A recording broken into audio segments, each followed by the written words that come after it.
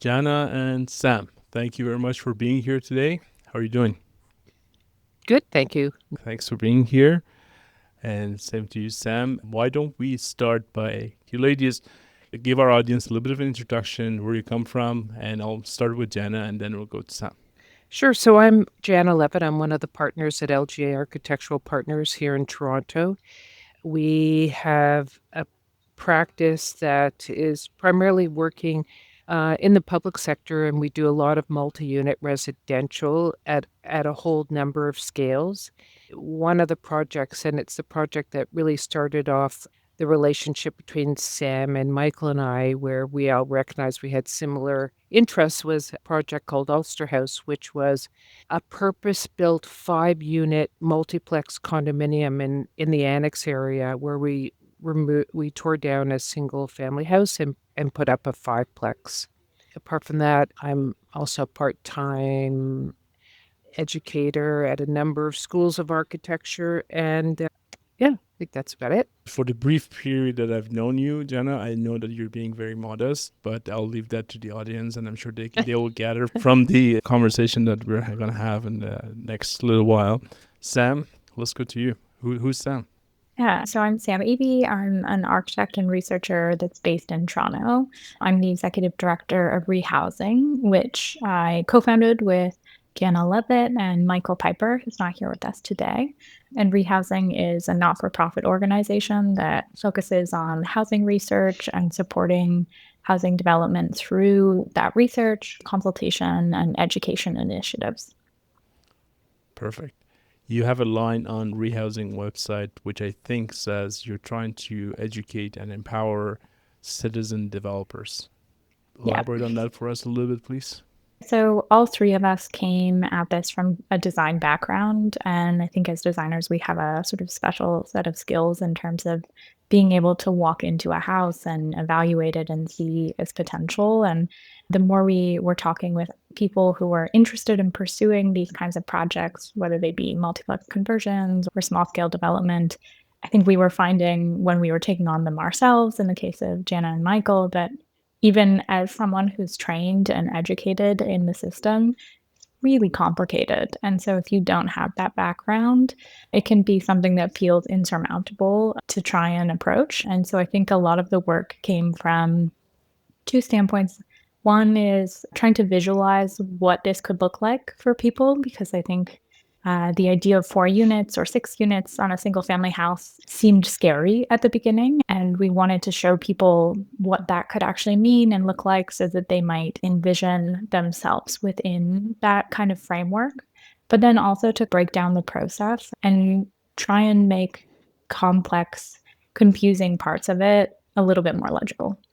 If I can add to that, I think one of the interesting things and part of the connection to a citizen developer is, as we start to talk, we realize that this scale of development is actually possible for what we call a citizen developer, but it's filling a hole for one person or two people to start to be active in developing parts of the city that up until now you couldn't do. And we found that very exciting.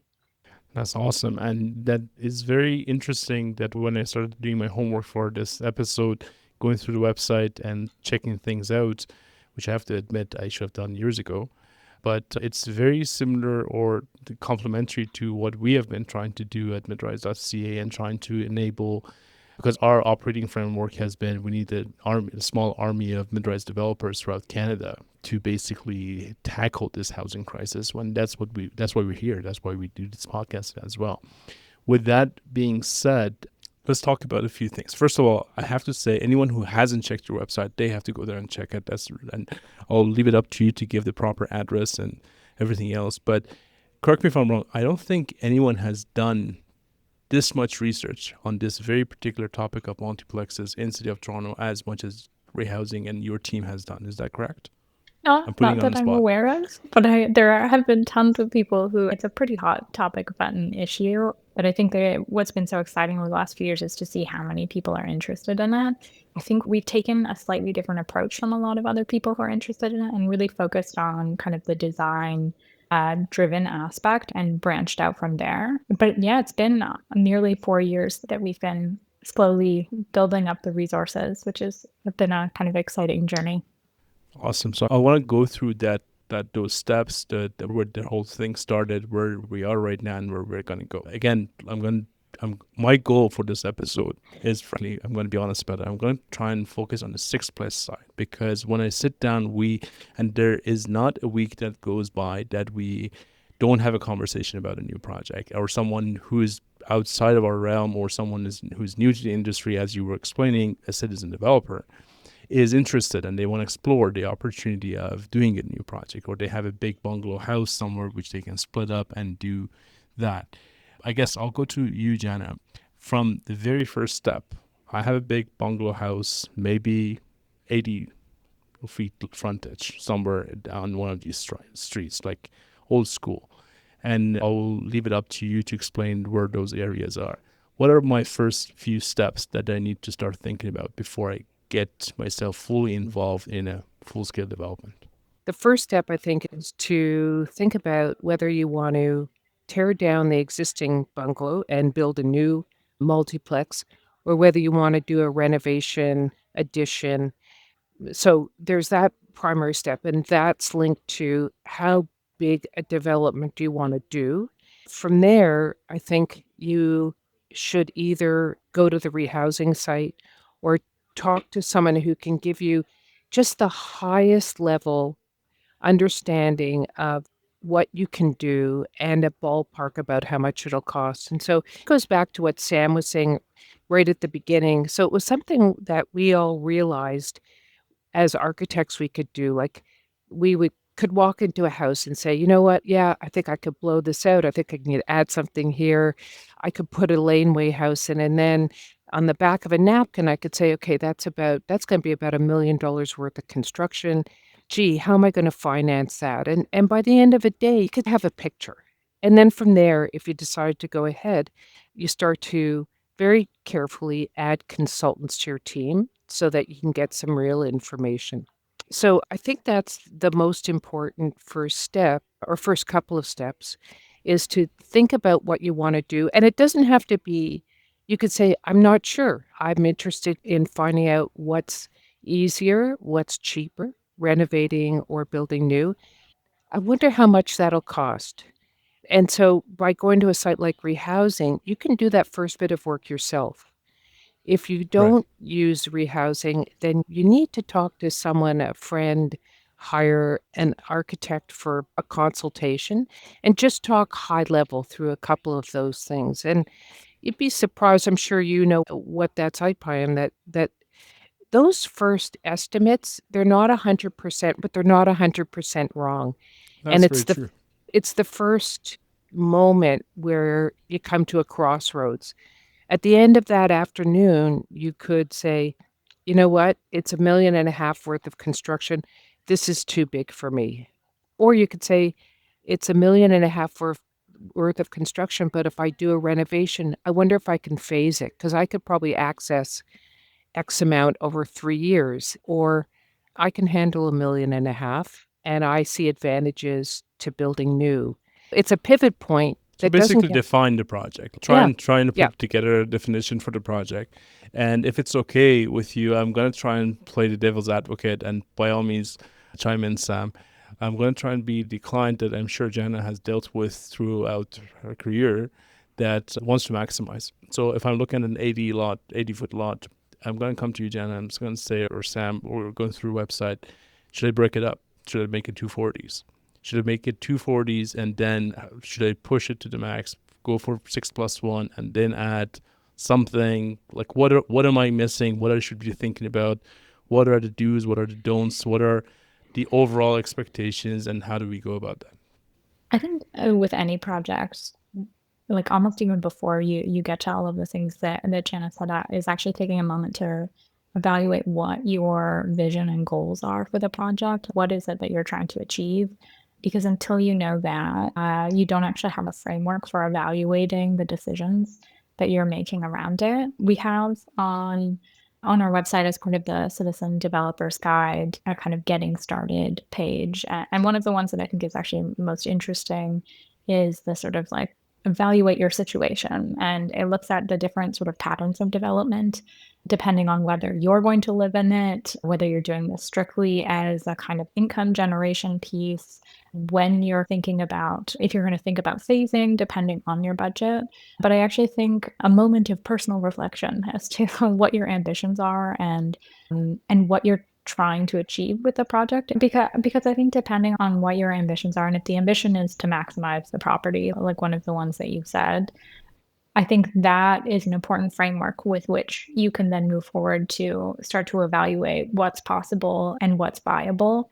And I don't think that what's possible and what's viable are necessarily the same thing in every project. And keeping that in mind, I think it is an Can you elaborate on that, because that sounds pretty interesting? What's viable versus what's possible? Are you talking about the pro forma perspective?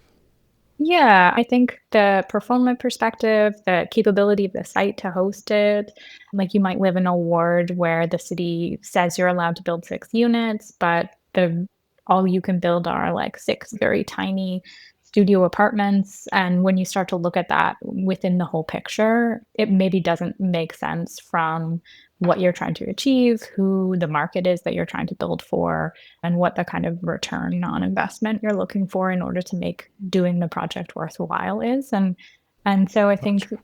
you see a lot of people come into it and say where they've said, okay, they've said we're allowed to build 6 units here or 60 units along major streets. And each site, I think, has a really unique condition, that whether it's close to transit, how if it's applicable for laneway development, if it's deep enough to accommodate a sort of sixplex plus one.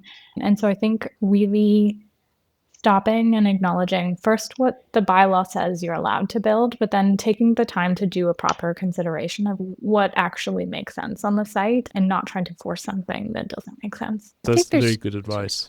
Sorry, Jen. But I was just going to say, I think there's almost like two kinds of citizen developers. There's the ones that actually have a good operating knowledge about things like what are the constraints and opportunities, and they'll come to Sam or me and they'll say, I've got this lot. They might not even own it, it might be an investment. And my goal is to do a sixplex, and I'm going to hold on to it and I'm going to rent it out. And I'm interested in maximizing the income I can get, or something like that. And then that's one trajectory. And then there's the other kind, probably I would say the kind of citizen developer who might have inherited the lot from their parents, or is interested in co-purchasing it with another person because together they can afford something. And they might have an idea that's like something like, we both want to live here and each have a rental apartment, and that's it. And for that kind of citizen developer, I think it's a more high level conversation that, and I think that's where rehousing can help. Or I would say a very, like, honestly, an hour and a half with the right kind of architect can equip you with enough information that you can go away and then make that decision about what those next steps are. I think it shouldn't be an impediment if you don't know exactly what you want to do. It's about finding the right resources to help you articulate or show you the options that you actually have. And I think just to jump on that, one of the things that we've been really focused on developing at Rehousing is an online web platform that helps evaluate properties to do a really high level feasibility analysis, just to before you have that conversation with an architect, to get a sense of what is realistic and possible on your lot. And so it takes all of the GIS geolocated data around property lines and footprints, and then takes into consideration all of the zoning information and a few sort of baseline assumptions around building code, and does a kind of analysis to see, is there room for an addition? Does the house itself have room to divide and add a unit into it? And then it provides a really high level financial estimate of what that work costs based on a kind of per square footage estimate. And I think one of the things we think is so exciting and useful about the tool is if you can look at it, understand kind of the range like a sixplex or fourplex is going to cost versus renovating your house into a few units versus a laneway suite. And then you go talk to an architect. You know what lane approximately you want to end up in. And so you don't waste time or money on professional services walking down a sort of street that is actually like 4 times what you actually think you have to spend, but you can be really like focused and come to the conversation with a little bit more background information and broader knowledge of what the whole process is going to look like to have a kind of more fruitful discussion with either an architect or contractor or a planner. Perfect. And I think for our purposes, most of our audience would fall in the category of they're somewhat familiar with the industry. They want to try and get an investment. They're trying to get a project going, maybe their first project going. And I'm wondering if you have some rule of thumbs in terms of general dimensions, guidelines when it comes to, let's say, I'm just going to give a very exaggerated example. Like I know in parts of a city right now, you can go for, technically speaking, like you were saying, you can get sites that are 35 feet wide or 33 feet wide. And hypothetically speaking, you could also fit, or you're allowed to fit, 6+1 on that site. And do you have any rule of thumbs? Do you have any high level numbers for things that people should be aware of? Yes, you could. And I'm approaching this from a perspective of, I'm looking at a site, I want to buy it, I want to try and put a price to it, because like you said, the worst thing that can happen is that you buy something thinking you can get 6 or 7 revenue or rental incomes from it, and you end up seeing, you know what, yeah, I'm going to get the shoebox, which is not going to rent for what I'm thinking that's going to rent. Have you had any experiences in or in your research that you say, you know what, if you apply these few rule of thumbs, and you're probably good 50% or 60% of the time? Get to you, Jana. We have conversations like that on a regular basis with clients or potential clients. And I would say we can do that. Absolutely. And we can give those rule of thumbs. Like I would say, so far, I'm thinking, Sam, I'll be interested to hear what you think. Like you need at least a 35-foot wide lot that's 100 and ideally 110 deep to get a sixplex now. So there are things like that. I think, and again, I'm going to just some narrative based in part on my own personal experience Please, developing, that's being the a most citizen valuable. developer, is with that basic decision making, what I have learned is that there's a whole lot of knock-ons that impact that decision that you should know about before you pull the trigger. So one of them would be HST rebates if it's new versus if it's a renovation, and that's a lot of money. And going, if you say, this site says, look at the listing, it says it's as of right. So you buy it because you think it's as of right. And then you find out it's not quite as of right.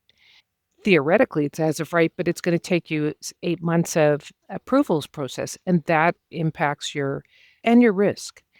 And so I think it's a really good idea that when you're looking at the rehousing site, talking with someone, that you ask the other question, not only what can I do, is solution A or option A have impact or knock-ons that option B doesn't have? Because I'm sure, as you know, Brian, that it's very difficult to make a pro forma work. And sometimes those Near 6-month impossible these days. delays Yeah. or having to not getting the HST rebate or having to put a transformer on your front yard can cost. It can be the difference between breaking even and not breaking even. And we'll send you back because some of you might say, you know what? If you do a 5-plex, you don't need the transformer. A 6-plex, you need the transformer. We're talking about nearly $100,000. That has a big effect on the pro forma. So I think that's something where, although it's so tempting to put everything in silos, it's actually, you have to synthesize a number of different areas, because even if you're a citizen developer, you're still a developer, and you're still subject to all of the complexities that Sam was saying at the beginning that anybody has when they're redeveloping a lot. And even just taking a bungalow and making it a sixplex without demolishing is a redevelopment. Thank you. Sam, did you want to weigh in on that?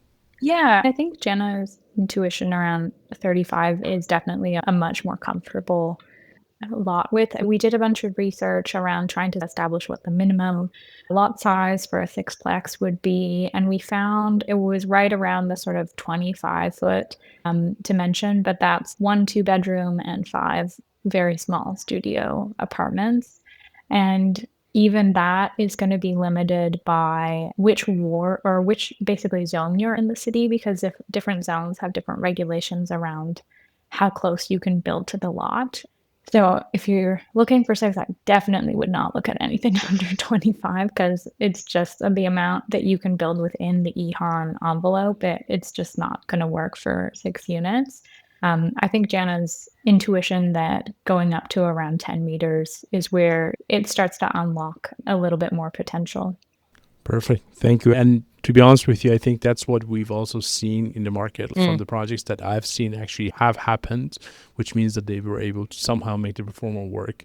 It's somewhere between 30 to 3 to 35, maybe 40. Those are the projects. And quite honestly, like the original example I gave at the beginning of the conversation is also moving toward that. If you have an 80-foot lot, you might want to break it up and make it two lots. And then at that point in time, you're making two sets of multiplexes. So these are the things that were not happening a few years ago. But these days, these are all the conversations that we're having with potential investors, from buyers and sellers, property owners.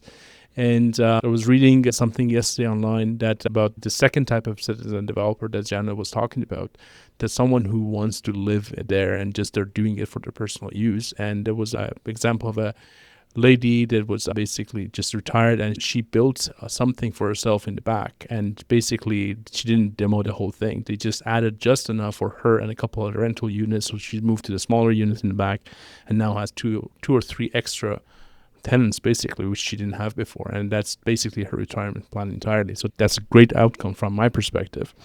I want to go back to a couple of things that you mentioned. One is you're still a developer. Even if you're doing a sixplex, you're still a developer. And I want to emphasize on that because I also see that happen, unfortunately, more than I like to see it. And we have a great industry which has worked in the low-rise sector for as long as we've been here, in the single-family housing, custom housing, as a different layer of that same industry. And all of a sudden, when you get into a multiplex, we're seeing when we talk to people, it's not just a bigger house. And we've talked about this on this podcast before.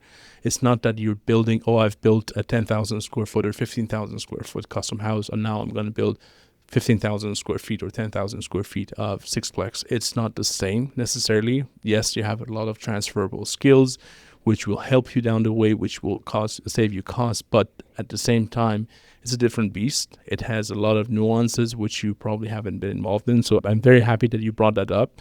And we emphasize that, like you said, make sure you have the right team. We have set up something on our website, some sort of an assessment close to yours that assesses the developer in terms of their readiness to take on a project and what they go through and answer questions, and they get an assessment report on what that outcome looks like.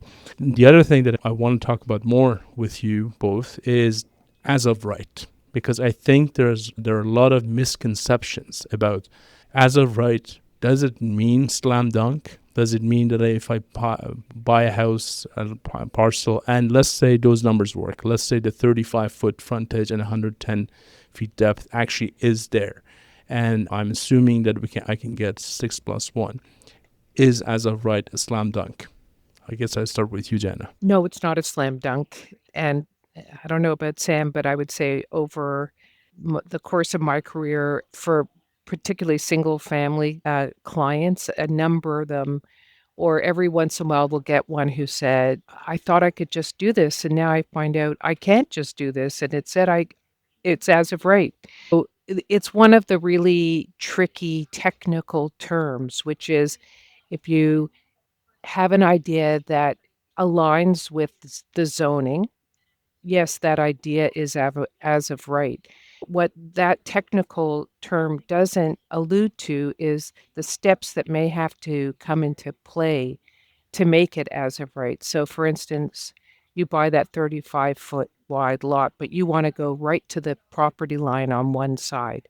Well, you have to go to a committee of adjustment to get approval for that. that costs you time and money, and there's some risk involved.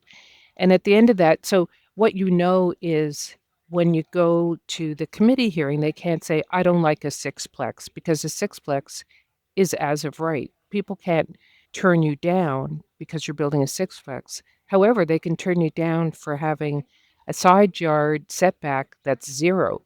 So you have to really understand what as of right means. And I hate to cloud the conversation, but I would say there are things that are as of right that don't include approval processes outside of planning. So this is when they say as of right, that's from a planning perspective, it's as of right. Is it as of right or easily done from, say, water? No. Hydro? No.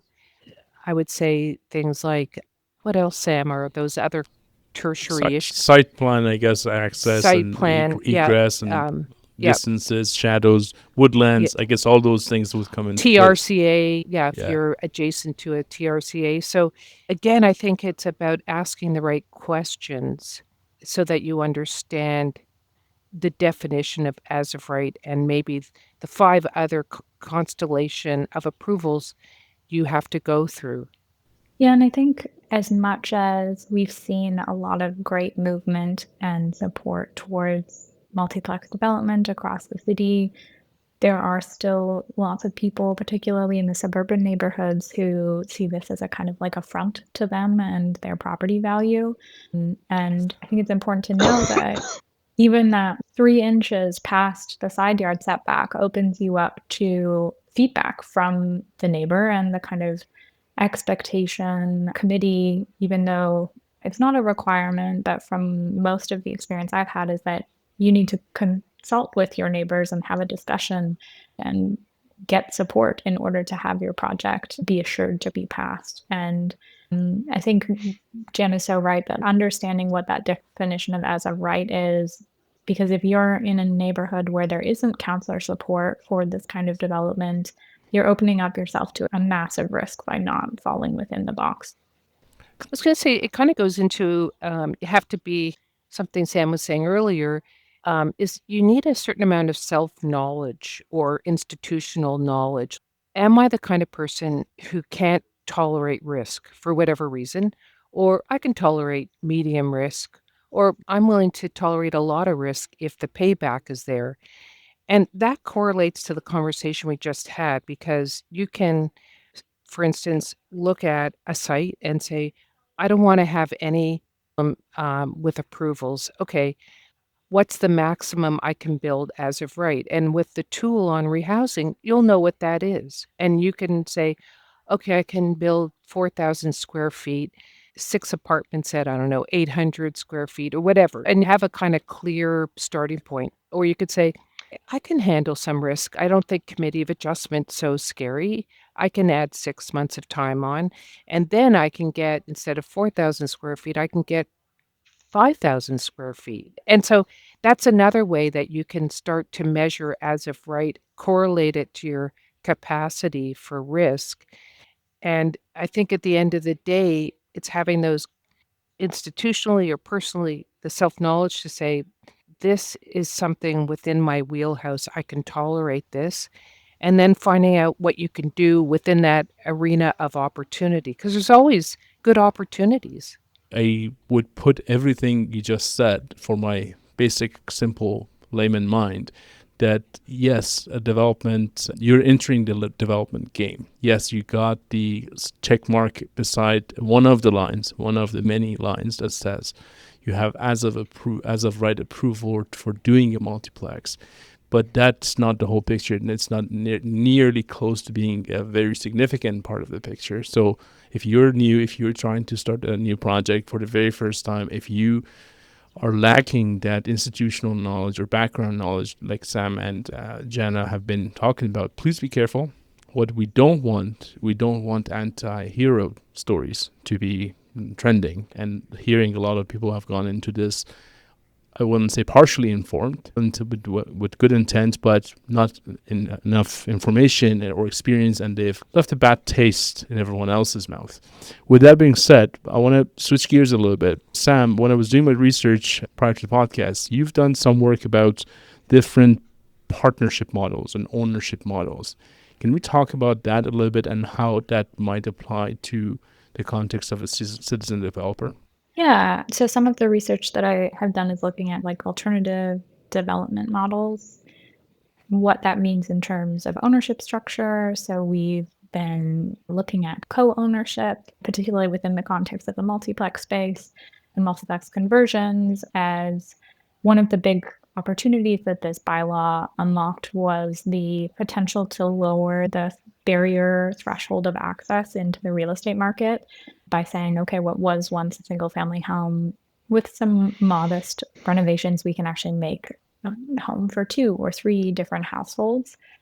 And what that kind of structure looks like actually has a really big impact. And Jana, I think, would probably be the best person to talk to about conduizing a small project like this because it's something she's gone through herself.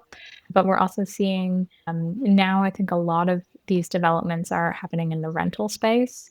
There is an interest from not for profit housing developers who have scattered housing sites who are looking at how they can make best use of the land.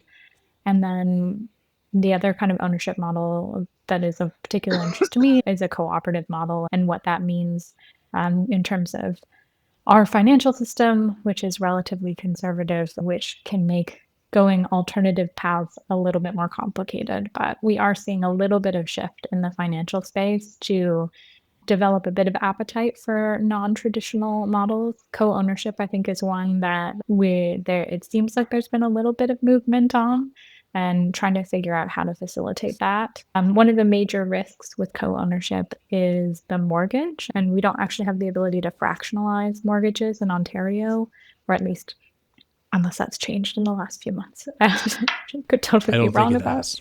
But which means that if you're co-owning with 2 or 3 other households, if one of them were to default on the mortgage, you're actually on the hook for the whole mortgage, which is why many people, I think, are interested in the kind of condoization piece where they can actually start with a joint venture for development and then each own their individual units as a kind of risk mitigation, and also working within the kind of the structures that our banking system is used to and understands. And generally, until there's lots of examples of things working successfully, big institutions are like big ships and they turn very slowly. And so, while we're starting to see a little bit of movement in that space, I think it's actually going to take some pretty serious investment on the financing side in order to unlock some maybe more exciting opportunities for alternative ownership models.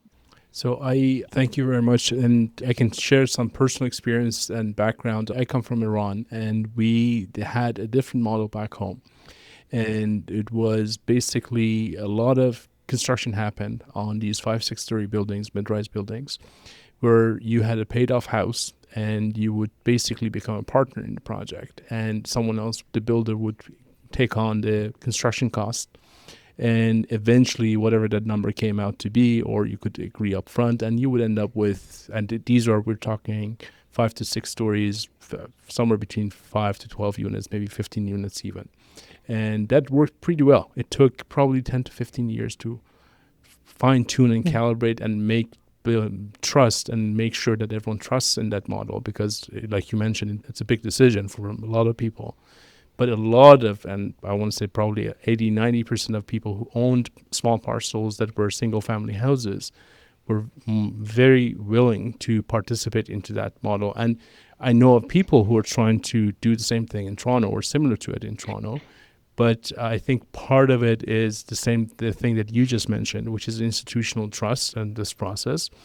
And it's also, I think, a little bit of a cultural shift, which you need to be willing to partner up with basically become a partner with someone who you barely know probably on your house, which you've managed to pay it off. Let's assume that you've already paid it off if you lived there for a long time.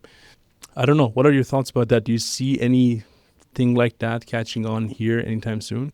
Yeah, so it's something that I would love to see sometime soon. There's lots of great models around Europe that we've seen replicated in other parts of the world where it's like self-development or like development without the developer, where the people who actually live in the unit are the ones doing the funding and playing the role of the development, which can actually, in comparison to units developed in a traditional model, can reduce the sort of cost per unit, not insubstantially. And one of the big problems with the accessibility for that model is it requires a ton of upfront capital, and that makes it largely inaccessible. If you don't have between $200,000 and $400,000 in cash, developing your own building with a bunch of your friends is pretty difficult.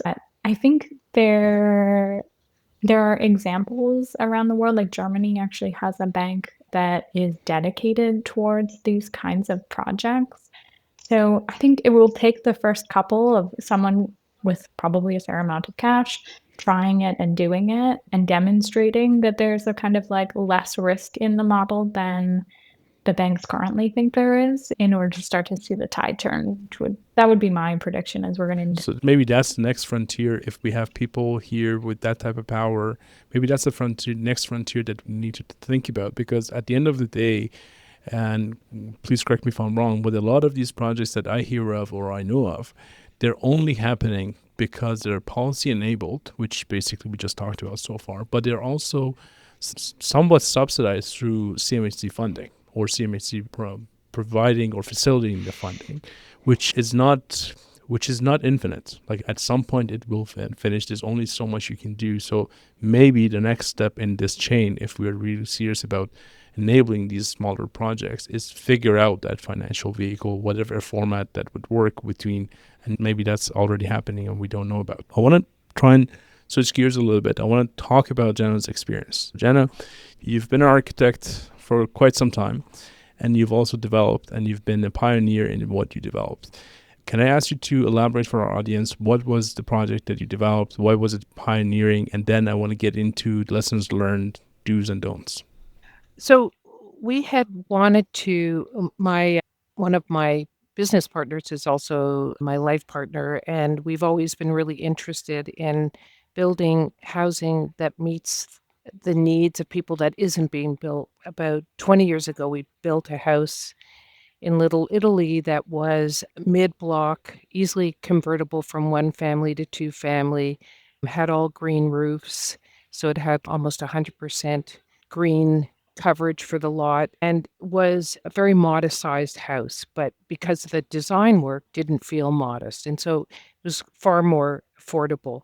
So we did that and learned a lot of really good things, and then we realized that what was missing that interested us was this small-scale multiplex development, that for people who couldn't afford, like Sam was saying, $500,000 in cash to build, to have a place downtown that wasn't a tower, that we were very interested in creating gentle density that would create those kinds of units. And we could really see that kind of taller sprawl was creating a really bad, the inflections were really poor in some ways for the city, because either you got absolutely the social and hard infrastructures of a neighborhood were just crumbling from tower development, and yet in the suburbs, they were depopulating, and so they couldn't afford the social infrastructure. So we thought, okay, so let's develop like a small scale condominium. And we could really see that with all the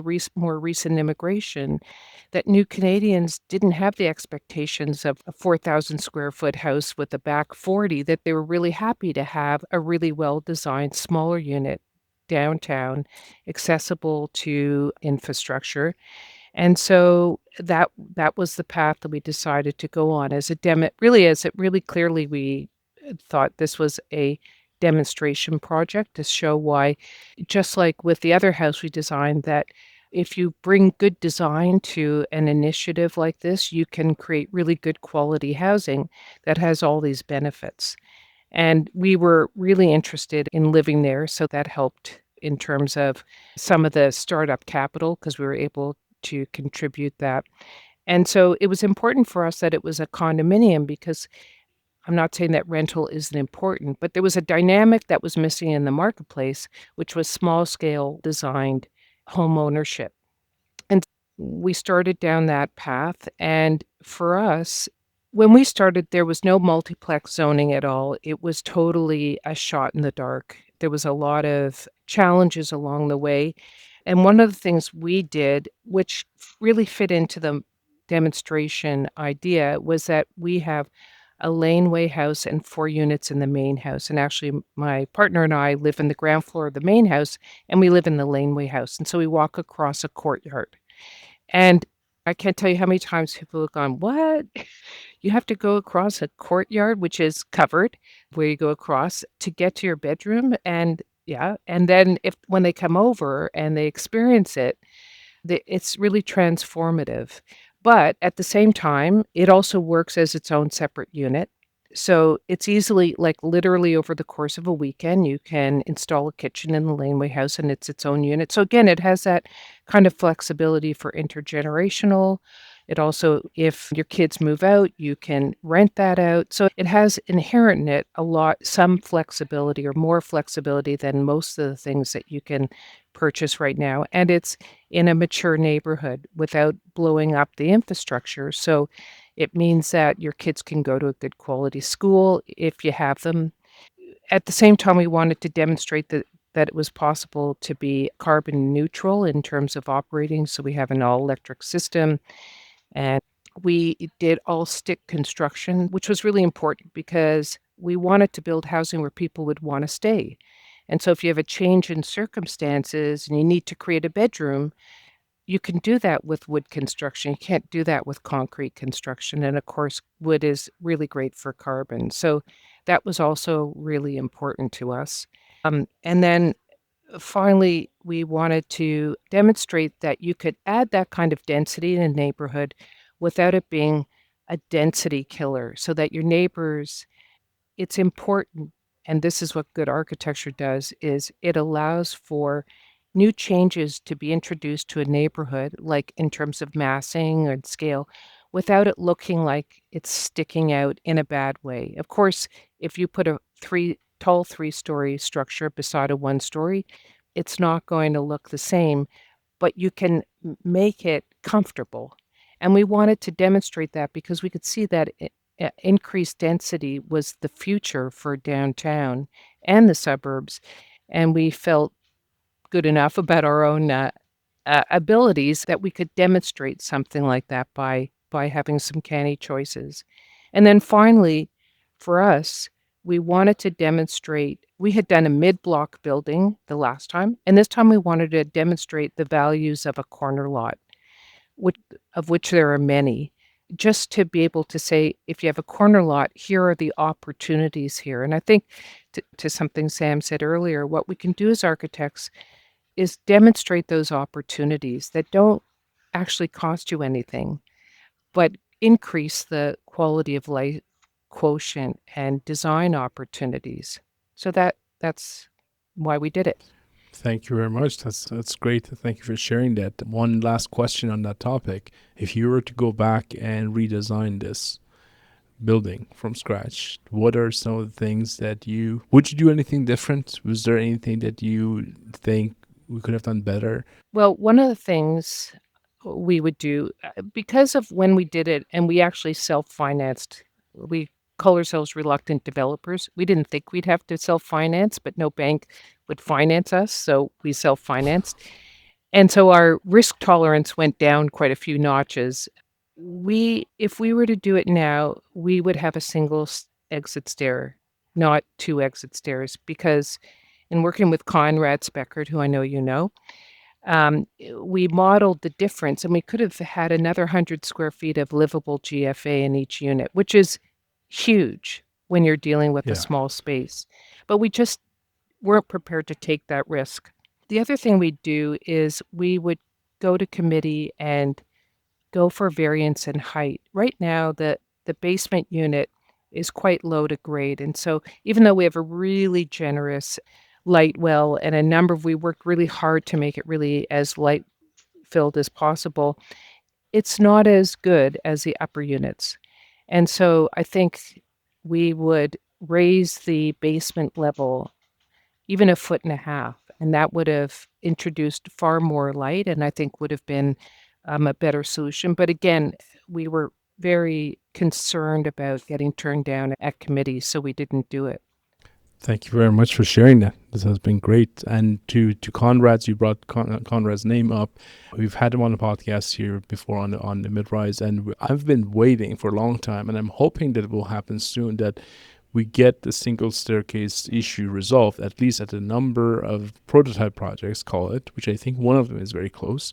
And then that will set the precedence for other projects to be doing this. So to wrap this up, we have a traditional question on the podcast, and I'm going to start with Sam, is if we were to give you a magic wand, Sam, and would ask you to make a wish, only one, to improve the situation that we're in. It could be a wish to change a zoning bylaw, guideline, design, banking situation, law, regulation, you name it. Something that will help us deal better with the housing crisis, the affordability crisis, at least as it pertains to housing and where we live. Do you have a wish? That is a loaded question. It's meant to be. With no prep. Oh, God. Oh. Let's go for the first thing that comes to mind. Yeah, I wish it was easier for people who are interested in doing this, particularly from the standpoint of securing more stable housing for themselves, to access the financing and unlock the financing to make these projects happen. I think we've seen like great movement on the policy standpoint, but particularly for interested parties who don't have perfect financial situations but have great ambitions, I wish there was some vehicle that could support them taking on these kinds of projects. Thank you very much. I think a lot of people share that wish with you, so who knows, maybe the genie listens this time. Jana, what's your one wish if you could make a wish? I think with like Sam, I would say my biggest wish would be some kind of preferred financing system to allow people to participate in this area of work and to create more housing that's suitable, as opposed to grappling with performers that are so lean that if one thing changes, it's no longer feasible.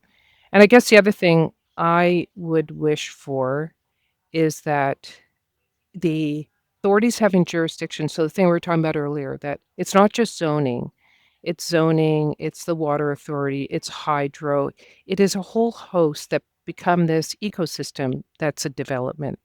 And my biggest wish would be that there is a centralized place that you can go to that, first of all, aggregates information from other developments so that if someone else has upgraded their water system, you don't have to. So you can cross that off your pro forma. But just also gives you the ability to really map out the whole process. Because again, at the end of the day, the risk versus pro forma robustness is so slim that any one of those things can really create a sticky situation. And it doesn't actually matter, I think, if you're a citizen developer or not. Those are make it or break it. And I would really hate to see people fail for a reason that doesn't have to exist.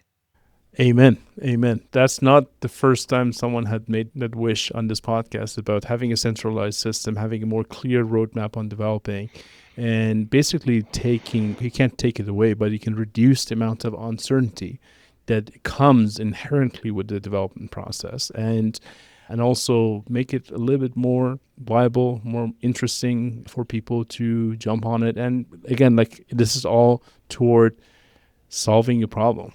We have a problem. We need people to come in and solve it. And as we've said on this podcast before, we can't wait for our government. They're doing some stuff, but they have a lot of other stuff on their plate, and we need to be creative. Before we log off, is there anything that we haven't talked about or haven't asked you that either of you would like to talk about? Just to add on to what you're saying, I don't think it's one problem that we have. I think we have several problems. And I think I would like to see the development industry and people working in the housing space start to look at this push for more housing as an opportunity to address not just the more problem, but also the better from a kind of like more appropriate, better quality, better for the environment.